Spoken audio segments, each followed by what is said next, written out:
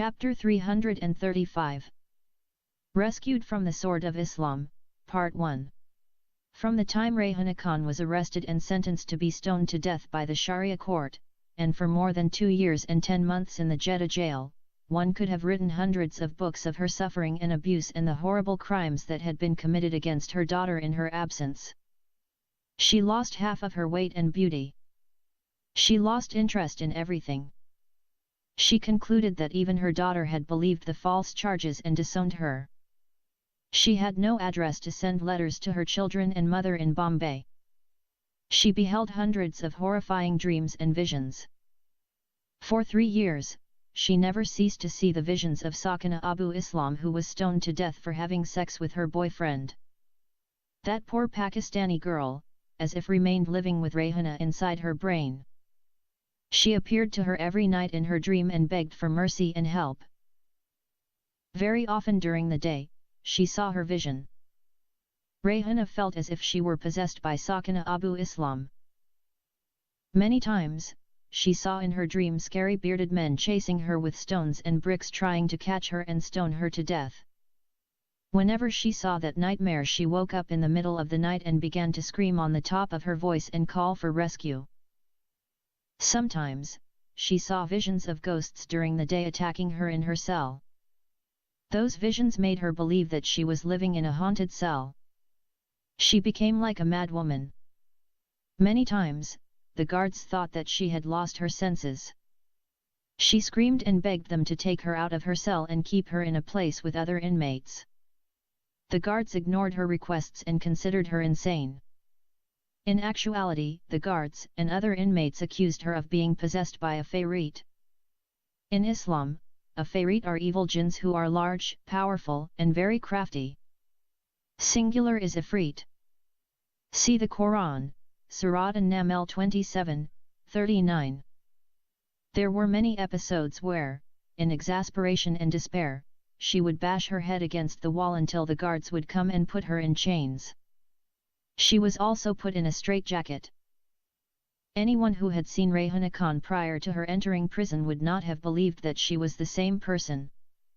Rayhana's suffering was compounded by her pregnancy. 7 months from the day she was sentenced, she delivered a baby boy in prison.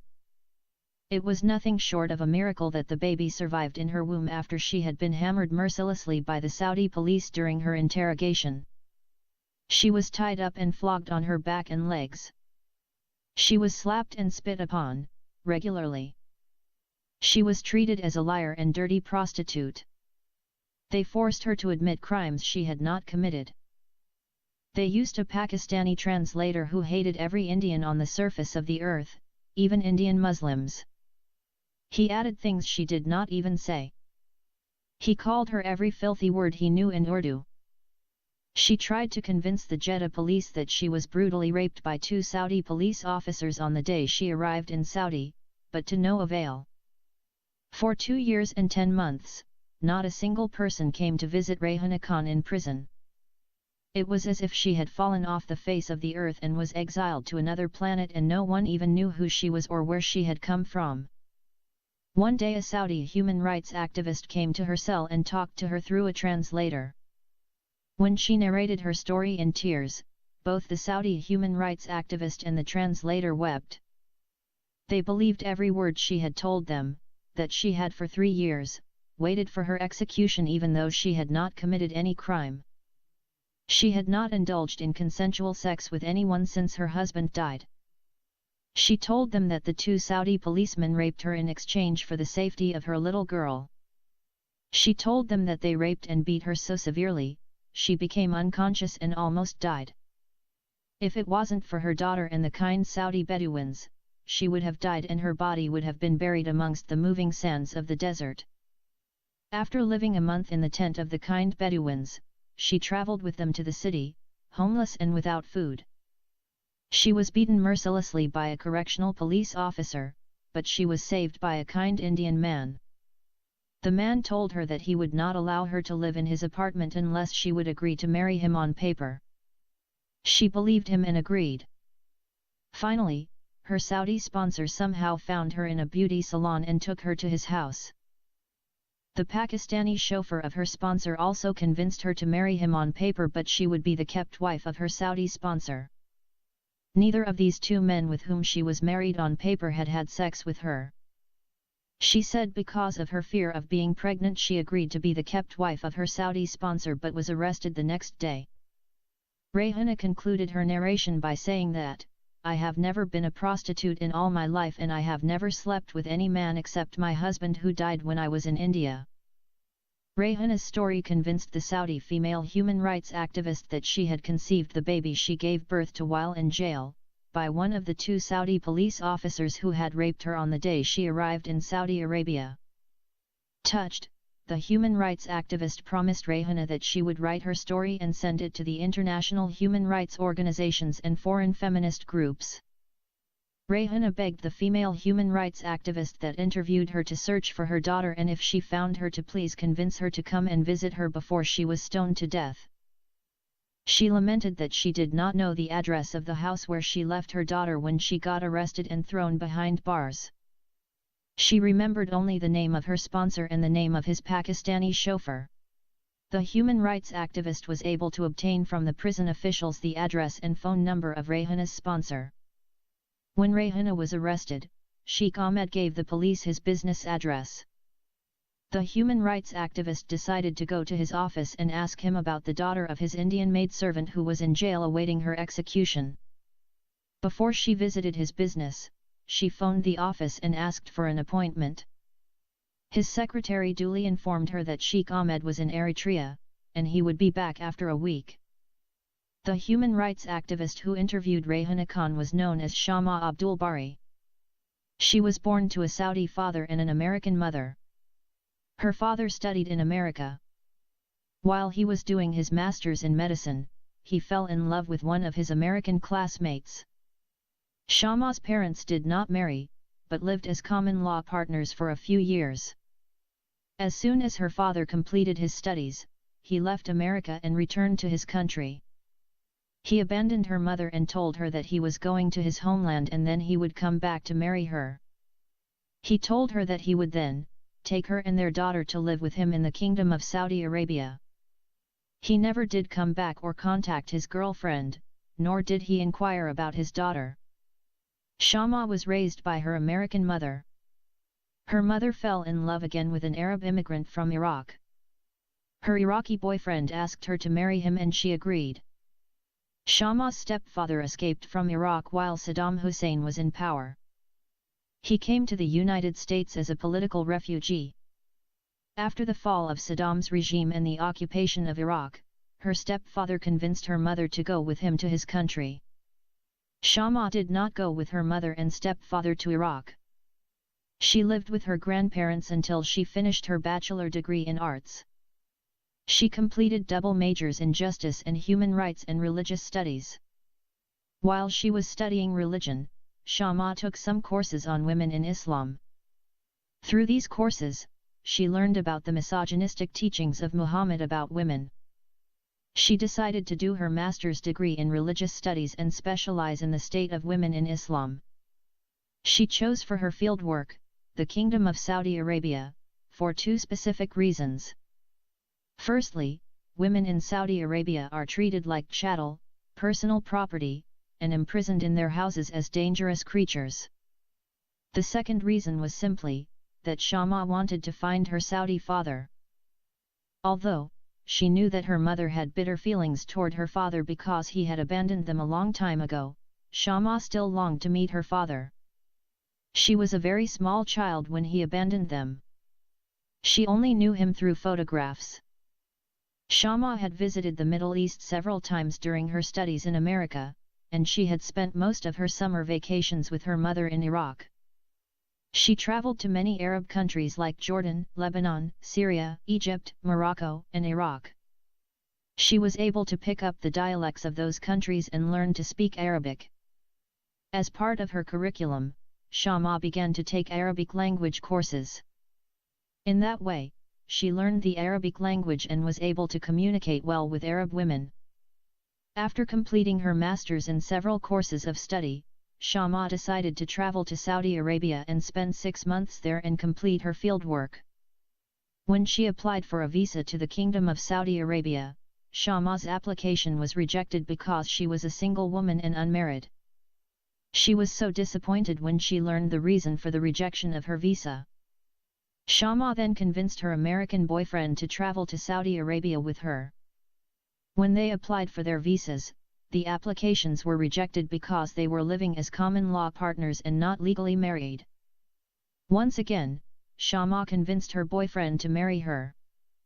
After that condition was met, Shama and her American husband flew to Jeddah and stayed in a small motel. In fact, Shama wanted to go to Mecca, but because she was a Roman Catholic Christian, she was told by the Saudi embassy she could not go to any of the holy cities.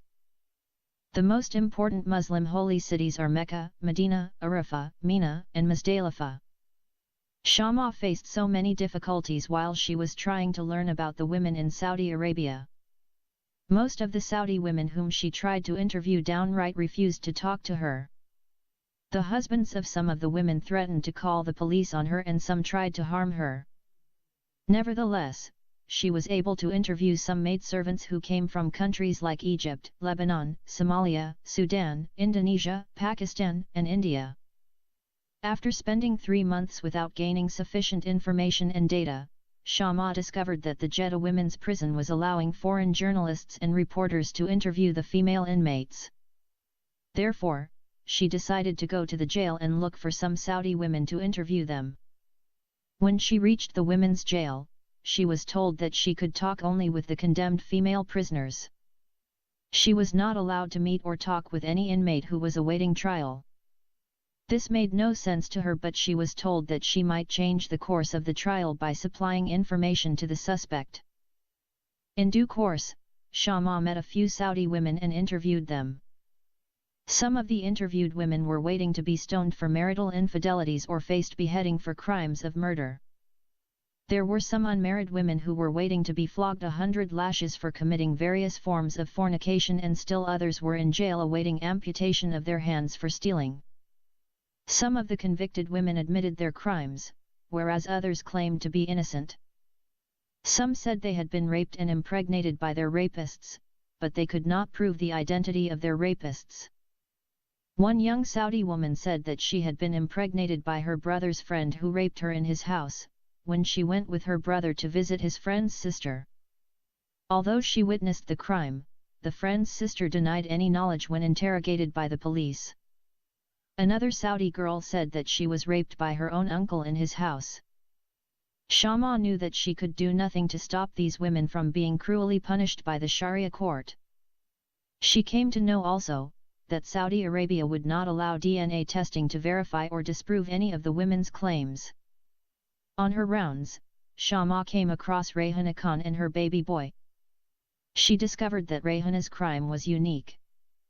It was the first time she had come across a woman being jailed for marrying 2 husbands at the same time. When Rayhana, in tears, narrated her tragic story, Shama was extraordinarily touched by her situation. She was convinced Rayhana was innocent.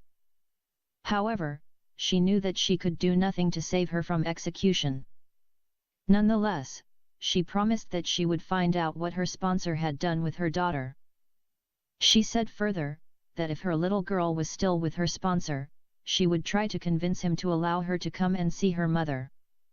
When she returned to the motel, Shama shared the story of Rayhana with her husband. Her husband also was puzzled by the nature of the charges. How could a Muslim woman in such a strict society think of marrying 2 men in less than a couple of weeks? Wherefore, both Shama and her husband doubted the charges. They believed that Rayhana was somehow manipulated by the 2 men. They knew that they could do nothing to help her. In her mind, Shama knew the only thing she could do to help Rayhana was to fulfill her wish of seeing her daughter before she was stoned to death. So, she phoned Sheikh Ahmed's office and was told that she would be contacted upon his return from Asmara.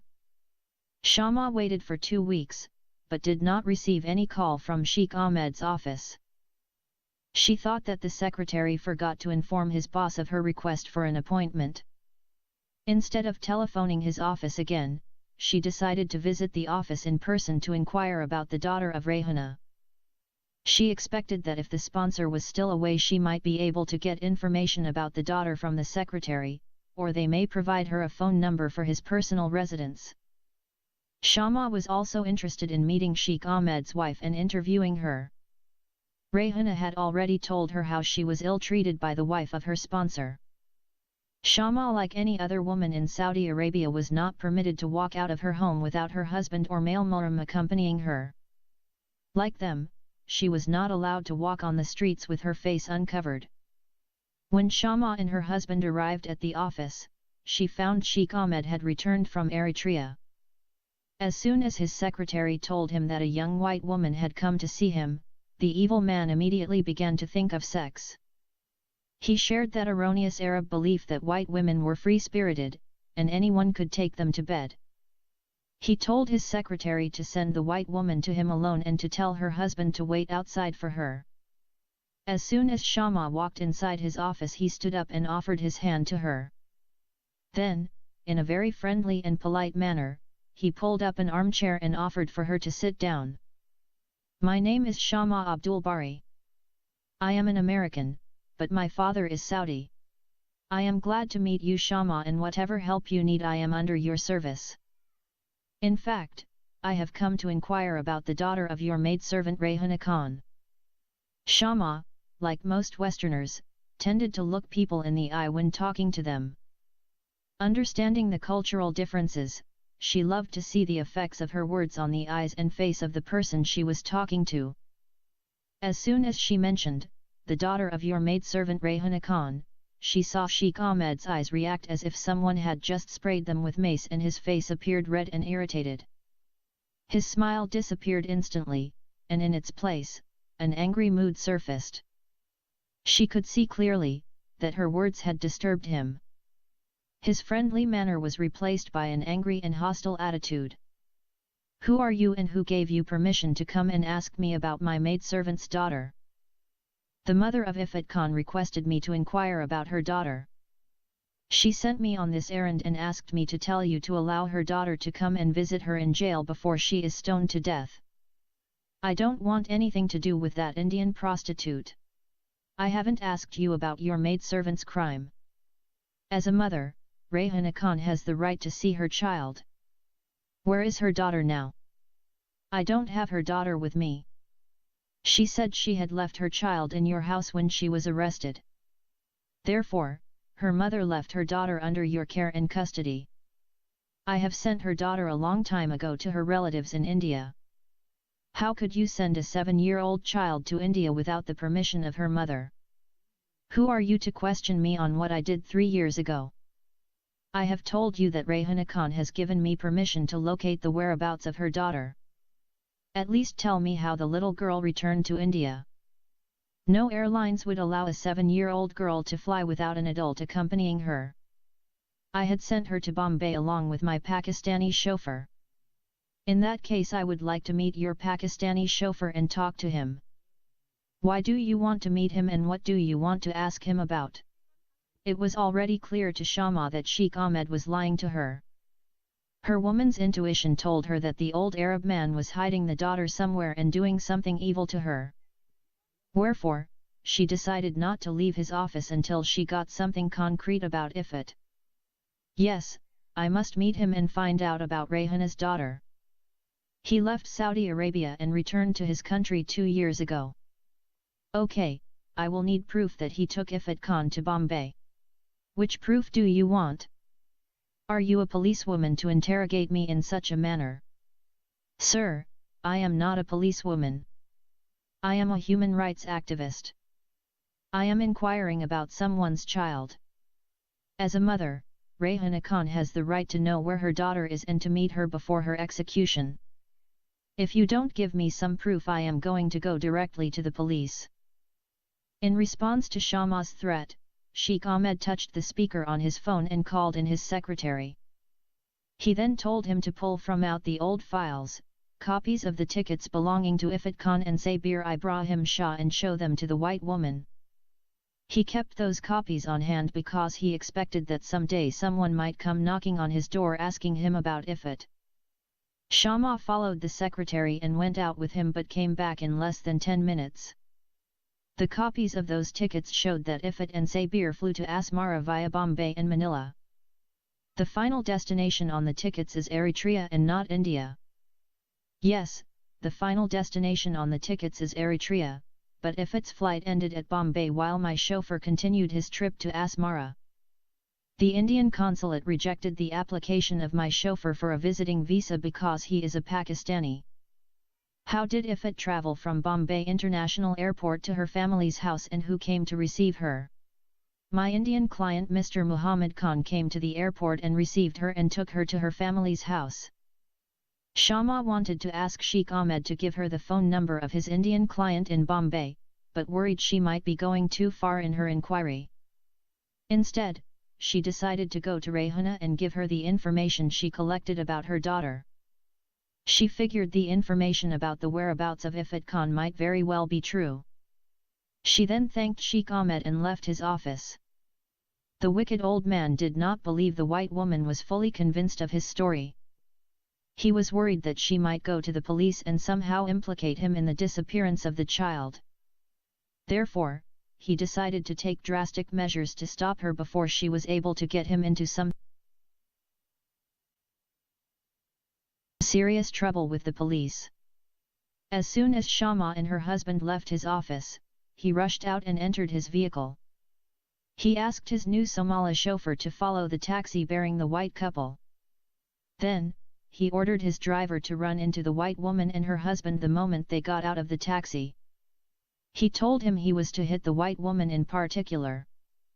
The Somali driver was reluctant to follow the orders of his kafil and master, but when Sheikh Ahmed wrote him a check for a huge sum of money, gave it to him, and promised to testify in court in his behalf and swear the accident wasn't his fault, he agreed to hit the white woman.